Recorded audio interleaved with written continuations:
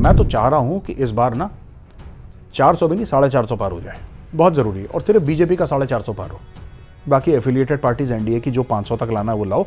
मैं ये चाहता हूँ। ये सब ओसामा बिन लादेन टाइप के हैं, वेयरिंग टाइज, छोटे छोटे ओसामा है टाई पहने हुए, पॉकेट स्क्वायर लगाए हुए, छोटे छोटे ओसामा। ये कल फट जाएंगे, मैं बता रहा हूँ। जो सेक्युलरवादी हैं भारत में वो कहते हैं कि हिंदू गलत तरीके से आया उसको जेल में डालो, मुसलमान जो गलत तरीके से आया है बांग्लादेश से या कहीं और से उसका स्वागत है, वो तो उसका अधिकार है आने का। और अगर आप उसको मना कर रहे हैं आपको इस्लामोफोबिया है। कभी भी आप देखना इन एनी कंट्री जहां पे मुस्लिम किलिंग मुस्लिम होगा वहां पे nobody will raise a voice. वो मानते नहीं कि गलत हैं, वो मानते हैं सही है।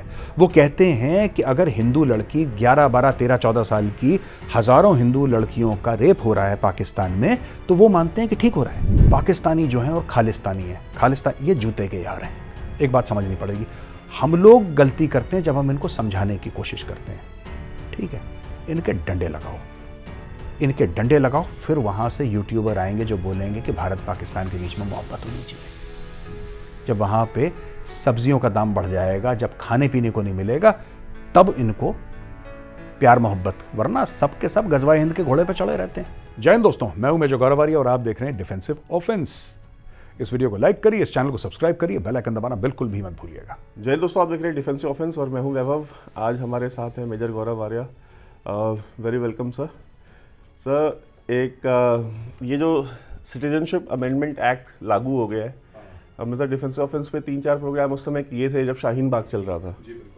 और उस समय पे भी ये था कि भाई एक गवर्नमेंट है, इलेक्टेड गवर्नमेंट है, अगर वो कोई कानून पास करती है तो वो तो लागू होना है, because that government has been elected by the people of India. लेकिन सर हमने देखा शाहीन बाग भी शुरू हुआ, फिर जब हम फार्मर्स का जब फार्म लॉज लेके आए तो कोट एंड कोट फार्मर्स जो है वो सड़क पे आ गए।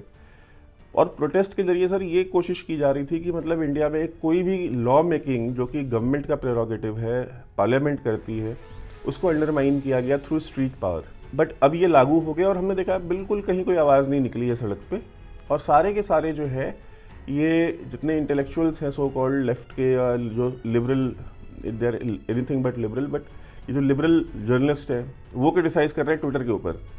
तो सर ये इतनी बड़ी मास मूवमेंट जो शाहीन बाग, देश में 150 शाहीन बाग बन गए थे, कहीं कुछ हो क्यों नहीं रहा है? मतलब व्हाट इज़ द रीज़न?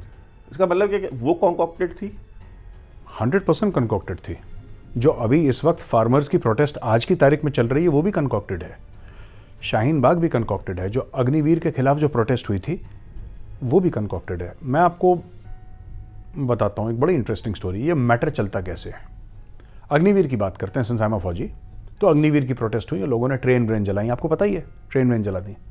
मैं गुवाहाटी में था, तो गुवाहाटी में था, बड़ी इंटरेस्टिंग चीज़ है।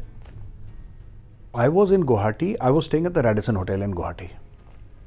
वहाँ पे मुझे अचानक मैनेजर आया होटल का, और मैं एक दिन रह चुका था। बोला कि साहब हम आपको अपग्रेड करना चाहते हैं। मैंने बोला अपग्रेडेशन तो normally when you check in तब होता है कि sir we have upgraded you. बीच में मैं कपड़े अपने पैक करके एक दूसरे स्वीट में जाऊं या दूसरे कमरे में जाऊं। उसने बोला सर प्लीज़। तो मैंने बोला कारण क्या है? उन्होंने बोला नहीं साहब, सरकार ने बुक करे हैं करीब 100 रूम और सब एक जैसे रूम हैं। बोला अच्छा। तो मैंने बोला ठीक है। तो मैंने लंच वंच करा, तब तक एक बंदे ने मेरा सामान वामान पैक करके आया। He gave me the new card, sir मैं चलिए आपको रूम तक छोड़ के आ जाता हूँ। और जैसे मैंने कमरे हैंगर वैंगर में जैसे मेरे कपड़े वपड़े लगाने की मेरी आदत है वैसे ही लगे हुए थे, बिल्कुल टकाटक। रेडिसन गुवाहाटी की बात कर रहा हूँ। बाद में पता लगा कि महाराष्ट्र में जब सरकार गिरी थी उद्धव ठाकरे की, तो पहले वो लोग शायद गुजरात गए थे, सूरत, वहाँ से गुवाहाटी आए थे। वो उनके लिए कमरे खाली हो रहे थे। मुझे नहीं पता था ये उस वक्त, आई डिड नॉट नो, पर मेरे सामने की बात है हुआ। अचानक क्या हुआ कि बड़े बड़े लोग आर्टिकल लिख रहे थे अग्निवीर के खिलाफ, आर्टिकल लिख रहे थे। अचानक रातों रात उनके आर्टिकल्स और एडिटोरियल कैंसिल हो गए क्योंकि महाराष्ट्र की सरकार गिर गई, ट्रेन चलना बंद हो गई यार। और कुछ समय के बाद उन्होंने बोला कि श्रीमती द्रौपदी मुर्मू जी हैं, वो मामहिम राष्ट्रपति बनेंगी भारत की। मीडिया की ब्रेकिंग न्यूज चेंज हो गई। जैसे मीडिया की ब्रेकिंग न्यूज चेंज हुई है, कौन अग्निवीर, कैसा, ये लोग भूल गए। मीडिया वाले सब भूल गए। जो कल तक कह रहे थे कि हम आपके साथ खड़े हैं, मीडिया ने मारा यू टर्न और मीडिया पहुंच गया मुंबई। सब के सब, फिल्म सिटी खाली, सब मुंबई, उद्धव ठाकरे की सरकार गिर रही है, Eknath Shinde, you know this whole tamasha. Media follows the news. यही मैं आपको कह रहा हूं वैभव, ये जो जितना भी हुआ है ना, अब सीए को लेके मीडिया बहस करेगी, राइट? मीडिया का फोकस है ही नहीं, वो सबका फोकस चुनाव है, सबका फोकस चुनाव है, और ये मैटर नहीं करता। और लोगों को भी काफी हद तक पता लग चुका है सीए के बारे में कि ये सारे लोग जो पहले बैठे थे कि ना सीए नहीं होना चाहिए, शाहीन बाग, ये सब फ्रॉड है। Shaheen Bagh complete fraud. बॉलीवुडी आए थे यहाँ पे अपनी हाजिरी लगाने के लिए, दे were also fraud. Shaheen Bagh पूरा फ्रॉड है। अगर एक बात बताइए वैभव, अगर अफगानिस्तान, पाकिस्तान और बांग्लादेश का हिंदू, सिख, ईसाई, पारसी, जैन, बौद्ध, अगर हम उसको भारत की सिटीजनशिप देना चाह रहे हैं, और वो भी ऐसा नहीं कि इमीडिएटली, आप कह रहे हैं 2014 31 दिसंबर की डेडलाइन है, और वो भी आपको टाइम में डिस्काउंट मिलेगा। जहां पे 11-12 साल लगते थे, अब आपको 5 साल लगेंगे। आपने कुछ ऐसी बात कर दी। इसमें किसी को क्यों प्रॉब्लम है, मुझे इस बात आज तक बात समझ में नहीं आई। It is not about CA, is not about throwing out anybody, it is about accepting people. आप हिंदुओं को एक्सेप्ट नहीं करना चाहते, वहीं पर रोहिंग्या मुस्लिम्स हैं, आप खुले दिल से उनका स्वागत करते हैं, और सिर्फ खुले दिल से स्वागत नहीं, आप उनका आधार कार्ड के साथ स्वागत करते हैं जब वो बंगाल में आते हैं। ऐसा क्यों है? या कहीं और आते हैं, असम आते हैं, सिर्फ बंगाल की बात नहीं, और भी स्टेट से आते हैं, क्यों? Why does a Hindu majority nation have to be anti Hindu? ये मुझे बात समझ में नहीं आई। तो अब देखिए फुस है मामला बिल्कुल। Nobody saying anything. ट्विटर पे कर रहे हैं, 2-4 दिन ट्वीट करेंगे, 72 घंटे से ज्यादा ट्विटर पे कुछ रहता नहीं है, ये चू चू पुपू करेंगे, चुप हो जाएंगे, दैट्स इट। सर, अल जजीरा ने फिर कल एक आर्टिकल पब्लिश किया कि the quote unquote anti Muslim CA law, उन्होंने लिखा, जो टाइटल था, हेडिंग थी, anything that is not pro Muslim becomes anti Muslim. जो चीज़ प्रो मुस्लिम नहीं है वो एंटी मुस्लिम है। मतलब ये कौन सा लॉजिक है? नहीं, ये एक sense of entitlement Al Jazeera type के लोगों को होती है। Such news networks and such radical Islamists, it's a radical Islamist outfit Al Jazeera. और मैंने एक बार गलती कर दी, मैं उनके प्रोग्राम में अपीयर हो गया, फिर मैंने कान पकड़ ली, भाई ये लोग तो पागल के बच्चे हैं, इनके प्रोग्राम में नहीं जाना। ये जो आपने बात करी है ना, if it is not pro Muslim it must be anti Muslim. Anything that is pro Hindu, उसका चाहे मुसलमानों से कुछ लेना एक न लेना दो। सीए का मुस्लिम से कुछ लेना देना ही नहीं है, दूर दूर तक, 1000 किलोमीटर तक मुसलमानों से कोई लेना देना नहीं है। चाहे वो भारत का मुसलमान हो, चाहे पाकिस्तान का हो, चाहे वो श्रीलंका का हो, चाहे वो अफगानिस्तान का हो, चाहे कहीं का भी हो, चाइना का मुसलमान हो, उससे कुछ लेना देना ही नहीं है। अफ्रीका के मुसलमान, कोई लेना देना नहीं है उससे। ये तो हिंदुओं को अंदर लाने के लिए। लेकिन आपने उसको एंटी मुस्लिम, पाकिस्तान का मीडिया बोल रहा है एंटी मुस्लिम, टाइटल है एंटी मुस्लिम, नीचे रॉयटर्स की स्टोरी है जो बताती है कि ये हिंदुओं को अंदर, अगर आप हिंदुओं को अंदर ला रहे हैं अपने देश के अंदर, जो कि 83 से लेकर 85% हिंदू है, इस देश के अंदर अगर आप हिंदू ला रहे हैं, तो वो कानून एंटी मुस्लिम कैसे हो सकता है? यानी कि हिंदुओं को, अगर हिंदू भारत में आएंगे तो मुसलमानों को दिक्कत होगी हिंदुओं के आने से। Is that what Al Jazeera wants to say? तो ये अपना देखिए, इनको they have been badly exposed Vaibhav, है ना। और थैंक गॉड, मैं तो चाह रहा हूं कि इस बार ना 400 भी नहीं, 450 पार हो जाए, बहुत जरूरी है। और सिर्फ बीजेपी का 450 पार हो, बाकी एफिलिएटेड पार्टीज एनडीए की जो 500 तक लाना है वो लाओ। मैं ये चाहता हूं। ये मैं कोई फोरकास्ट नहीं कर रहा, बिकॉज मुझे पॉलिटिक्स की कम अंडरस्टैंडिंग है, मैं पॉलिटिक्स पे बोलता नहीं हूं। लेकिन बहुत ज़रूरी है कि सरकार की थंपिंग मेजॉरिटी हो कि वो ऐसे फैसले कर पाए, वरना ये लोग तो 24 घंटे सर पे पिस्तौल रख के बातें करते हैं यार मीडिया पे। ये ब्लैकमेल है ना। अल जजीरा क्या कर रहा है? ब्लैकमेल कर रहा है। And who funds Al Jazeera? It is the Qatar royal family. You are funding Al Jazeera. Al Jazeera is the mouthpiece of the Muslim Brotherhood. ये तो रेडिकल इस्लामिस्ट है अल जजीरा वाले। ये सब ओसामा बिन लादेन टाइप के हैं, wearing ties. छोटे छोटे ओसामा है, टाई पहने हुए, पॉकेट स्क्वायर लगाए हुए, छोटे छोटे ओसामा। ये कल फट जाएंगे, मैं बता रहा हूँ। ये उस टाइप के रेडिकल इस्लामिस्ट हैं। So I don't have one iota of trust in Al Jazeera. जहाँ तक Pakistani media, I think it's a joke, so we read it for fun. You also read it, I also read it, we read it for fun. Sir, CA के साथ एक और law था, NRC. NRC के ऊपर अभी ये है कि गवर्नमेंट ने सीए तो लागू कर दिया, लेकिन एनआरसी लेके नहीं आए।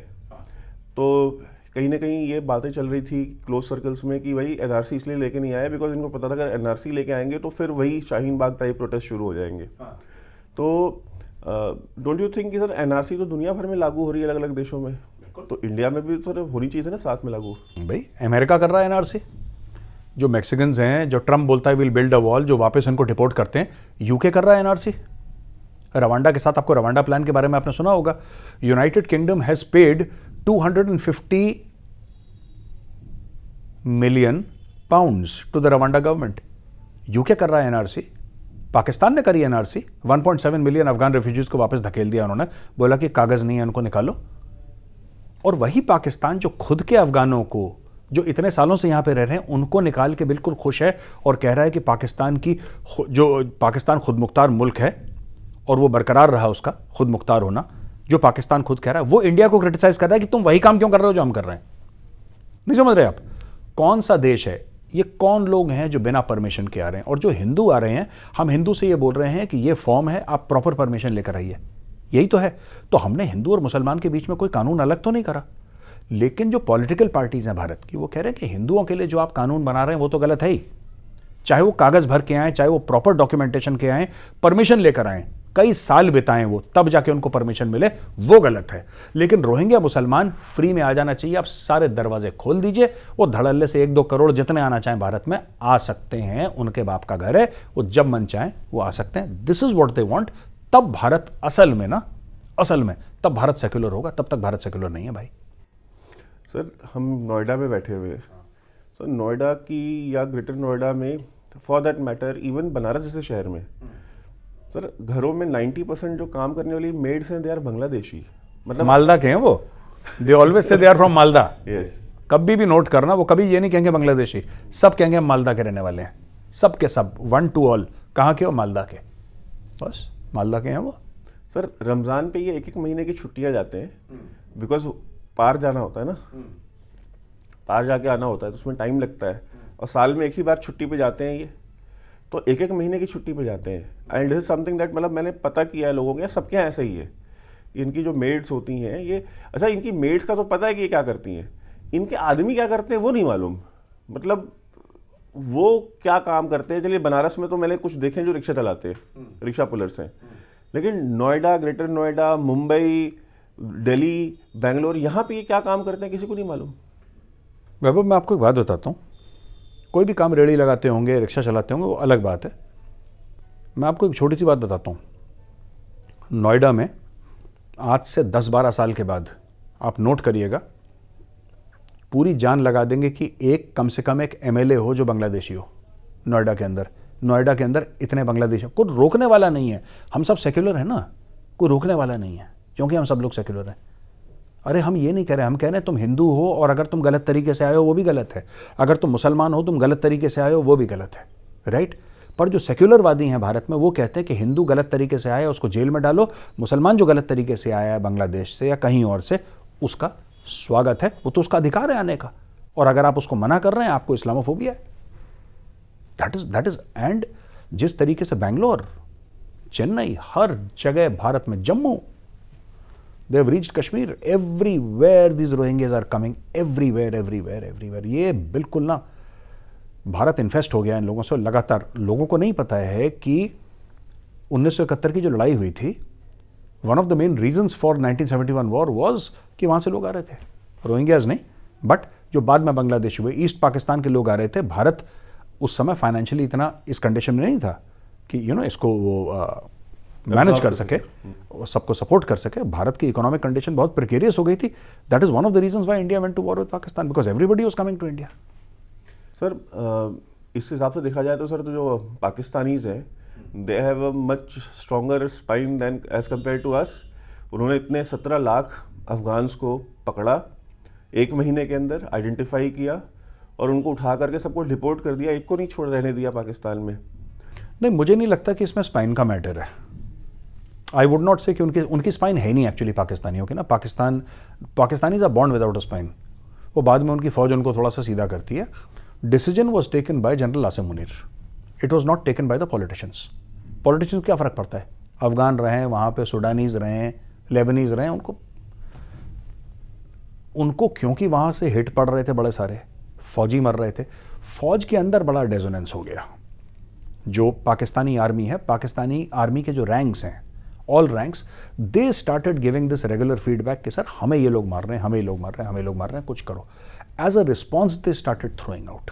भारत में वो प्रॉब्लम नहीं है, पाकिस्तान में जो प्रॉब्लम है, इंडिया में ये है कि they are trying to get political power, they are trying to, India में स्लो बर्न है, आपको पता नहीं लगेगा इंडिया में जो गड़बड़ हो रही है, पाकिस्तान में बड़ी तेजी से हुआ। So it has nothing to do with the spine और नॉट हैविंग द स्पाइन। वहां पे इनफैक्ट लैक ऑफ स्पाइन इतनी है कि पता नहीं 200-300 तो फौजी मर गए उनके। And almost all attacks, almost, सबकी बात नहीं कर रहा, almost all attacks are directly और इनडायरेक्टली रिलेटेड टू अफगानिस्तान। तभी उन्होंने एज अ रिस्पॉन्स बोला, बिकॉज एक सिंपल मिलिट्री साइकोलॉजी है, वो चाहे वो भारत में हो, पाकिस्तान में हो, चाइना में हो, अमेरिका में हो, कहीं पे भी हो, कि if you are an outsider you can not operate without local support. तो अगर अजमल कसाब बंबई आता है अपने 9 और साथी लेके, टोटल 10, वो एक टेररिस्ट है, वो एक दहशतगर्द है, वो एक आतंकवादी, वो आता है, without local support he can not succeed. किसी ने आके रेकी करा, ठीक है, आप हेडली का नाम ले लो, आप XY जिसके मर्जी आप नाम ले लो, वो अलग बात है, I am not taking names, all I am saying is किसी ने रेकी करा, किसी ने डायरेक्शन दिया, किसी ने बोला कि भाई तू नाव से उतरेगा, तेरे को लेफ्ट जाना है, राइट जाना है, किसी ने उसको समझाया, without local support. This is exactly that thing that Pakistani army worked on. But उन्होंने बड़ा हैम हैंडेड करा, उन्होंने बोला सबको निकाल दो, लेकिन क्योंकि मुसलमान को निकाल रहा था, इसका हुआ नहीं हुआ। आप समझ रहे हैं? यानी कि सऊदी अरब जो है सारे बम मार दे यमन में और 3 लाख यमनियों को मार दे, कोई दिक्कत नहीं है। लेकिन अगर यहूदी 7 अक्टूबर के अटैक का बदला लें और कुछ हज़ार फिलिस्तीनी मरते हैं, तो फिर पूरा का पूरा, जिसको UN एक्टिव हो जाएगा, अमेरिका एक्टिव हो जाएगा, सब एक्टिव हो जाएंगे। और यहाँ पे कोई बात ही नहीं करता कि अरब्स ने जो बॉम्बिंग करी है यमन में, लाखों लोग मर गए, ठीक है जी, उसमें सिग्निफिकेंट परसेंटेज व स्मॉल चिल्ड्रन। आपने, किसी ने सुना भी नहीं होगा, आपने इसलिए सुना है क्योंकि आप फॉलो करते हैं, जियोपॉलिटिक्स आपका डेली का काम है। जिसको नहीं पता उसको नहीं पता। 3 लाख लोग मर गए, 3 लाख कम होते हैं, 3 लाख मर गए, किसी को नहीं पता। यहूदी फायरिंग कर रहे हैं वहाँ पे, यहूदी मार रहे हैं वहाँ पे, ये सबको पता है। और सर जिसने बॉम्बिंग की सर, उसको रिवॉर्ड किया गया, उसको प्राइम मिनिस्टर बना दिया, क्राउन प्रिंस बना दिया सऊदी अरेबिया ने। The man who was in charge as defence minister of killing more than 3 lakh people in Yemen over the course of 7-8 years, और 24-25 साल की उम्र में वो बन गया था डिफेंस मिनिस्टर। 25 साल के बच्चे के हाथ में आपने डिफेंस मिनिस्ट्री दी, उसने 3 लाख यमनी मार दिए और उसको क्राउन प्रिंस बना दिया, prime minister of next, he is going to be the next king of Saudi Arabia. लेकिन सर उस पर कहीं कोई आवाज़ नहीं है। देखिए बात यह है ना कि दुनिया की हियरिंग सेलेक्टिव है, दुनिया हर समय सेलेक्टिव हियरिंग करती है, ठीक है। मैं इसलिए बार बार यही कहता हूँ, this whole thing about Israel ना, ये जो पूरा मैटर है इजराइल का, इसीलिए मैं कहता हूँ जैसे CA है ना, people have turned it into a religious issue, it is for minorities. यानी कि भारत की माइनॉरिटीज़ का अगर आप ध्यान रखें तो अच्छी बात है, अगर किसी और देश की माइनॉरिटीज़ का ध्यान रखें फिर आप देश के साथ गलत कर रहे हैं। That is what the left liberals are saying. तो आप अगर किसी को भी दे लेंगे, आप if you take any other country, let's talk about Israel और let's talk about Saudi Arabia और एनी अदर कंट्री, ठीक है ना, यहाँ पे जो चीज़ें ऑलरेडी हो रही हैं वो उनके लिए सही हैं। कभी भी आप देखना इन एनी कंट्री जहाँ पे मुस्लिम किलिंग मुस्लिम होगा, वहाँ पे nobody will raise a voice. तो पूरा इजराइल और हमास का जो मामला, पैलेस्टीन का मामला है, किस चीज़ का मामला?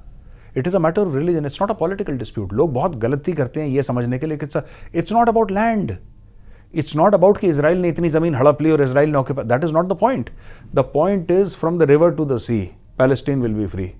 विच river is this? River Jordan. Which sea is this? Mediterranean sea. बीच में आता है इजराइल। बेसिकली बात यह है कि कल अगर इजरायली ये कहते हैं कि हम मुसलमान बन गए सबके सब, if all Israelis tomorrow say let's okay we have become Muslim, this matter will end, this matter will end. जिसको जो भी बेवकूफ़ है, चाहे हम लोग चाहे कोई भी, जो भी इसमें बेवकूफ़ है, जो कहता है कि 2 स्टेट सोल्यूशन से ये मैटर खत्म हो जाएगा, कभी नहीं खत्म होने वाला, कभी नहीं खत्म होने वाला। It will never end. 2 state solution is no guarantee. ये हवाबाजी कर रहे हैं, इससे नहीं होने वाला। एक नफरत है, और नफरत क्यों है? नफरत यहूदियों के खिलाफ है, नफरत इजराइल के खिलाफ नहीं है।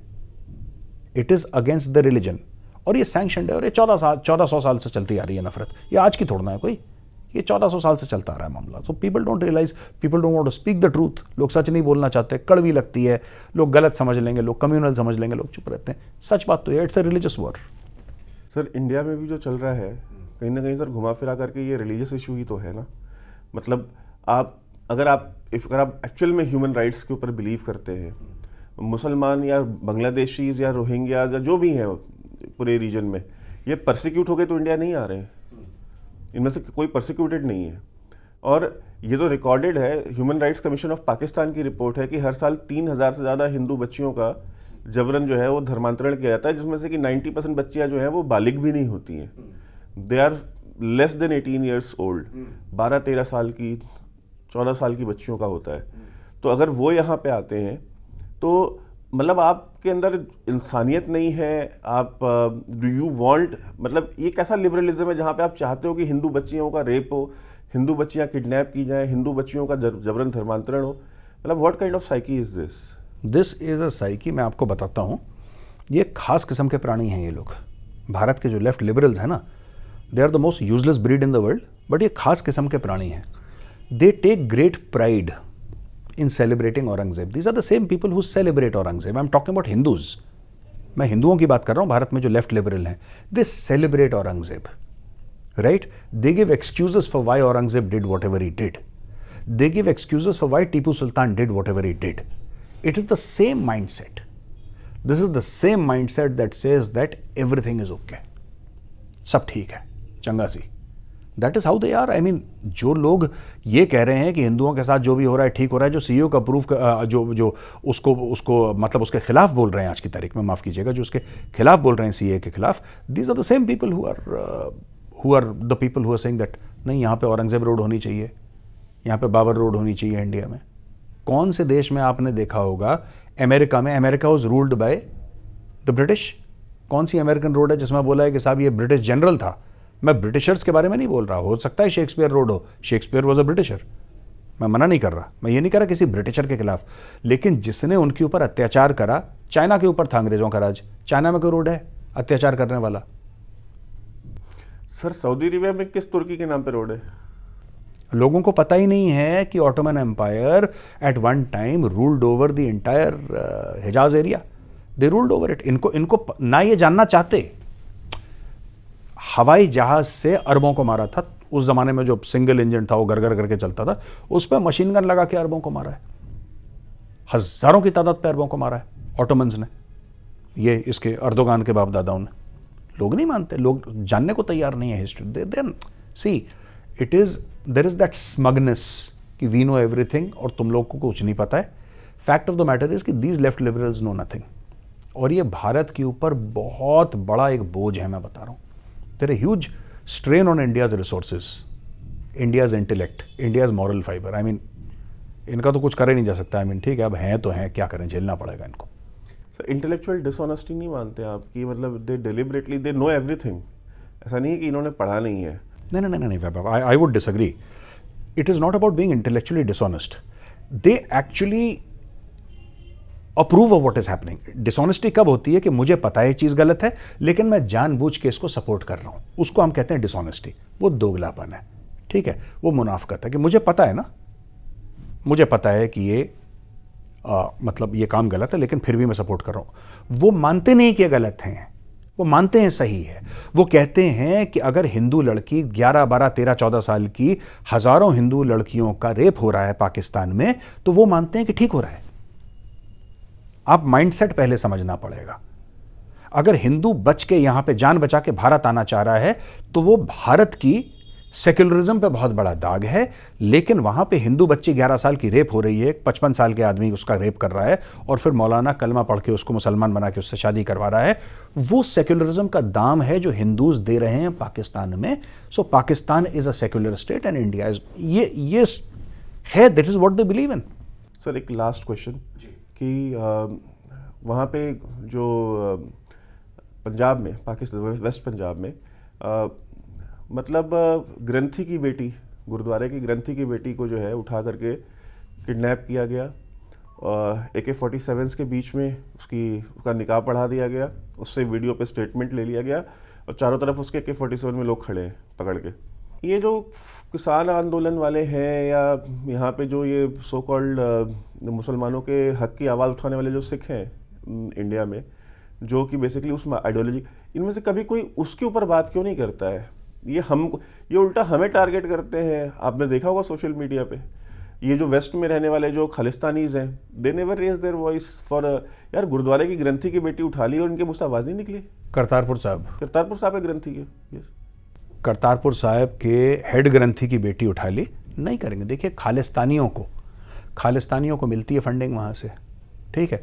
अब आप एक बात मैं आपसे ये पूछूंगा कि 15 लाख मुसलमान चाइना में जेल में है, पाकिस्तान आवाज़ क्यों नहीं उठाता? इमरान खान कहता मुझे पता ही नहीं क्या हो रहा है शिंजियांग में। It is the same factor ना। खालिस्तानियों को कभी पता थोड़ा ना लगेगा कि पाकिस्तान में क्या हो रहा है। They will never see this whole thing is absolute denial of the facts that are in front of you. मैं मानता ही नहीं मेरे सामने वैभव सिंह बैठा हुआ है, मैं मानता ही नहीं आप क्या कर लोगे, मैं नहीं मानता। आप मेरे सामने बैठे हो, आप बताओ, उछल लो, चीख लो, चिल्ला लो, सर फाड़ लो, मैं मानूंगा ही नहीं। It is the same mindset that they have. Vaibhav इस देखिए पाकिस्तानी जो हैं और खालिस्तानी हैं, खालिस्तान ये जूते के यार हैं। एक बात समझनी पड़ेगी, हम लोग गलती करते हैं जब हम इनको समझाने की कोशिश करते हैं, ठीक है। इनके डंडे लगाओ, फिर वहां से यूट्यूबर आएंगे जो बोलेंगे कि भारत पाकिस्तान के बीच में मोहब्बत होनी चाहिए।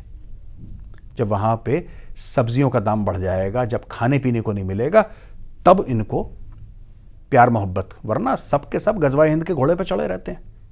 तो बेसिकली क्या है, खालिस्तानी और पाकिस्तानी, खालिस्तानी, और व्हेन आई से खालिस्तानी मेरा मतलब सिख भाइयों बहनों से नहीं है, मैं खालिस्तानियों की बात कर रहा हूं जो अलग देश की बात कर रहे हैं। चाहे वो न्यूयॉर्क में ऊबर चलाता हो, चाहे पंजाब का वो कोट अनकोट अन्नदाता हो, जो इस देश को तोड़ने की बात कर रहा है वो मेरा पर्सनल दुश्मन है। मेरा पर्सनल, जो भारत को तोड़ने की बात कर रहा है वो बात ही कर रहा है, उसकी औकात कुछ नहीं है करने की, वो देश का दुश्मन है। पर मैं सिख भाइयों बहनों के लिए बात नहीं कह रहा हूं, मैं बात कर रहा हूं स्पेसिफिकली खालिस्तानियों के लिए, मैं बात कर रहा हूं पाकिस्तानियों के लिए। खालिस्तानी पाकिस्तानी ये डंडे के यार हैं, इनकी सुतैया करते रहो, बहुत ये आपको सलाम करते रहेंगे, आप इनको कूटते रहो, सलाम करते रहेंगे। जहां पे आपने इनको इज्जत, आपने एक बात नोट करी है, पुरानी कहावत है ना, कुत्ते को घी हजम नहीं होता, इनको नहीं होती इज्जत हजम, इनको इज्जत नहीं हजम। इनको ठुडे मारते रहो, लात मारते रहो, बेइज्जत करते रहो, जलील करते रहो, बिल्कुल लाइन पे रहते हैं ये, बिल्कुल लाइन पे रहते हैं। इंडिया के साथ ट्रेड चाहिए, है ना, इंडिया के साथ ये चाहिए, इंडिया के साथ, अगर इंडिया के साथ ट्रेड होती तो हमारा पूरा का पूरा लोन खत्म हो जाता। ये क्यों है? क्योंकि इनके घुटने टूटे हैं, रीढ़ की हड्डी टूटी है, व्हीलचेयर में बैठा है मुल्क। जिस दिन इनके पास आ गए ना 8-10 अरब और, फिर से गजवा हिंद वाला चूरन ये बेचना शुरू कर देंगे। तो ये जितना कूटोगे, और इनको तब नहीं कूटना जब ये गलत हरकत करें। हमने बालाकोट तब करा था ना, हमने बालाकोट कब करा था? जब पुलवामा हुआ था, उसके बाद हमने बालाकोट कर दिया, करेक्ट। मैं कह रहा हूं अभी कुछ नहीं हो रहा, अब दोबारा एक बालाकोट करो, इनको मारते रहो, इनको हर हफ्ते एक डोज दो पाकिस्तानियों को। इनसे अच्छे कोई लोग नहीं है दुनिया में जब तक इनको कूटते रहो। इनकी डेली हड्डियां तोड़ो, डेली जलील करो, डेली रुसवा करो, डेली थप्पड़ मारो, डेली छितर परेड करो। इनसे बढ़िया लोग नहीं है पाकिस्तानियों से। जहां आपने हाथ मिला के बोला कि जी बैठे हैं जी, चाय वाय मंगवाते हैं आपके लिए, तब ये सर पे चढ़ जाते हैं। तो सर मतलब I second what you have said, क्योंकि सर ये तो इन्होंने खुद प्रूफ किया है ना, मतलब बाबर, गजनवी, गौरी, जिन्होंने इनको रेप किया है, इनको मारा है, इनके मास मर्डर्स किए, इनकी खोपड़ियों के मीनार बनाए हैं, उन्हीं के नाम पे इन्होंने मिसाइलें बनाई हैं, उन्हीं को अपने आबाओ अजदाद इन्होंने डिक्लेयर किया हमारे फोर फादर्स हैं ये। मैं आपको बार बार यही कहता हूँ, इनकी मिसाइल है गजनवी, गौरी, बाबर, ये कौन लोग थे और ये आए कहाँ से थे? जब ये मुझसे कह रहे हैं कि साहब ये तो आप नहीं समझते, मुझे फ़ोन पे एक बता रहा, मैं उसका नाम नहीं लूँगा, कि ये टीटीपी तो इंडिया ये करता है, वो करता है, सपोर्ट कर, दुनिया भर की बकवास। मैंने बोला जी ठीक है, आप बताओ क्या कहना चाह रहे हो? जी मैं ये कहना चाह रहा हूँ कि ये लोग आते हैं पहाड़ों से और यहाँ पे कत्ल करके वापस चले जाए। मैंने कोई नया काम थोड़ा है। जिनको खुदा मानते हैं, जिनके सामने सजदा करते हैं, गजनवी, गौरी, ये भी तो उसी इलाके से आके तुम्हें, भाई इनका काम ही यही है, ये हज़ारों साल से यही काम करते आए हैं। इनका मूड, ये घोड़े पे आते हैं, कट नीचे काट के ऊपर चले जाते हैं। बस सिर्फ ये बात है कि अब पाकिस्तान बफर हो गया, अब पाकिस्तान बफर हो गया, अब हिंदुओं तक पहुंच नहीं पाते, तो वहीं पर काट पीट के, वहीं पर लूटपाट के वापस चले जाते हैं। ये उनका खानदानी पेशा है, ये आज से कर रहे हैं कोई। ये गजनवी तो वहीं से आया था, सब लोग वहीं से आए थे, ये अफगानिस्तान, सेंट्रल एशिया से आते थे, लूटपाट के वापस चले जाते थे। Same thing is happening. आज उसका नाम टीटीपी है, कल उसका नाम गजनवी था, that's it. Thank you so much sir. Thank you very much, thank you very much, very kind.